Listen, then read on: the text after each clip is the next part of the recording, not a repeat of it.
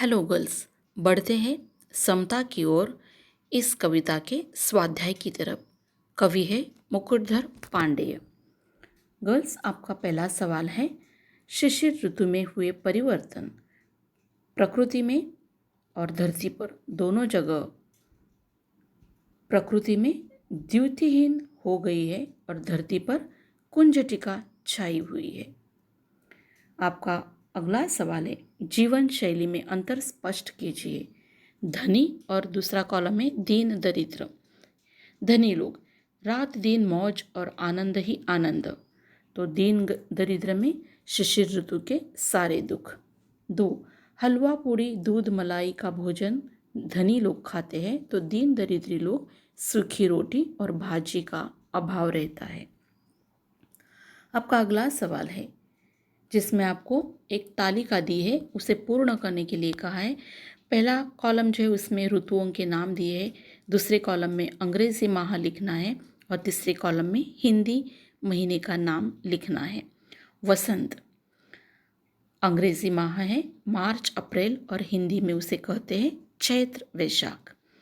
ग्रीष्म ऋतु अंग्रेजी में उसे कहते हैं मई और जून, हिंदी में ज्येष्ठ आषाढ़। वर्षा ऋतु अंग्रेजी में जुलाई अगस्त और हिंदी में कहते हैं श्रावण भाद्रपद। शरद ऋतु जिसे अंग्रेजी में कहते हैं सितंबर अक्टूबर और हिंदी में उसे कहेंगे अश्विन कार्तिक। हेमंत ऋतु नवंबर दिसंबर और हिंदी में मार्गशीर्ष पौष। शिशिर ऋतु अंग्रेजी में जनवरी और फरवरी में और हिंदी में माघ फाल्गुन।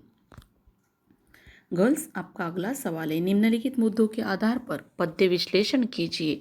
यहाँ पर आपको 5 पॉइंट दिए हैं। वैसे पद्य विश्लेषण का यह सवाल फिलहाल आपके बोर्ड एग्ज़ाम में नहीं पूछा जाता है। आप चाहे तो यहाँ पर मैंने इसे आपके लिए प्रकट किया है, आप इसे बाद में देख सकते हैं।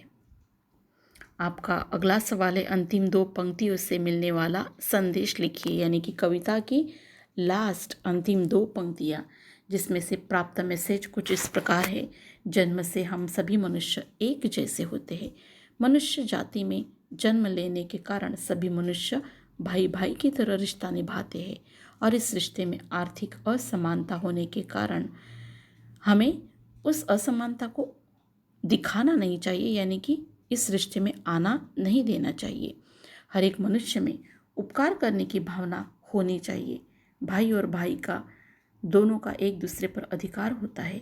इस बात को ध्यान में रखते हुए हमें एक दूसरे के प्रति उपकार की भावना रखनी चाहिए।